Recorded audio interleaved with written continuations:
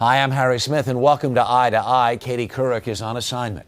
President Bush is feeling heat from both sides of the aisle over the U.S. commitment to Iraq. Sharyl Attkisson talked to Republican Senator Olympia Snowe about what progress lawmakers expect to see in the coming months.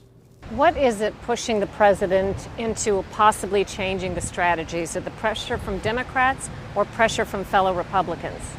I think it's a combination, but most certainly, he has to take notice of the concern within his own party. I think any time the president, is hearing firsthand about the fundamental concerns and opposition to the president's strategy regarding Iraq, he has to hear those concerns, but more importantly, he has to act upon them.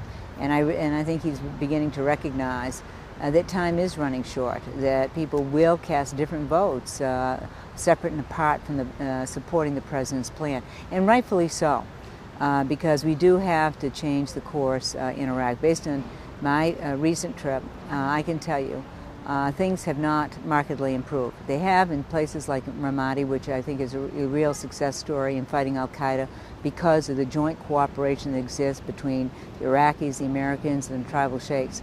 And so again, it demonstrates that Iraqis can do it if they put their minds to it. So it's the political leadership that has to make the changes, and they have to demonstrate the political resolve and the willingness to compromise so that they can lead their country towards a stable and united Iraq and to bring in the minority populations. Otherwise, I think that obviously it's going to disintegrate. Can you give a brief synopsis for a layperson of what your bill calls for? Yes, it basically calls for the Iraqis would have to achieve 6 benchmarks that disarms the militias, establishes provincial elections.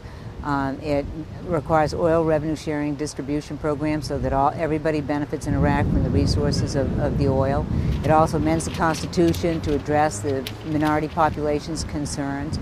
And it also has a de-Baathification program that, again, allow those who are members of the Ba'ath Party but did not commit any crimes to be able to have government positions and to re-enter the political landscape of Iraq. If the final details are yet to come as to what bill really passes and goes to the president, what do you think are the critical components it really must have? I think certainly these benchmarks, because I think by all accounts and by all standards, these are the benchmarks that give a broad indication as to whether or not the political leadership in Iraq is interested in true national reconciliation. The whole purpose of the military surge that we would deploy an additional 30,000 troops was so that the political leadership, the political leaders in Iraq, would make the political concessions that are necessary to unite Iraq. And that's what they have not accomplished. So that's why they only have several months, because General Petraeus has said he's coming back in September, and he is going to give us his candid assessment as to whether or not the security plan is working. So that means that if the political surge isn't working in tandem with the military surge, then that will have failed.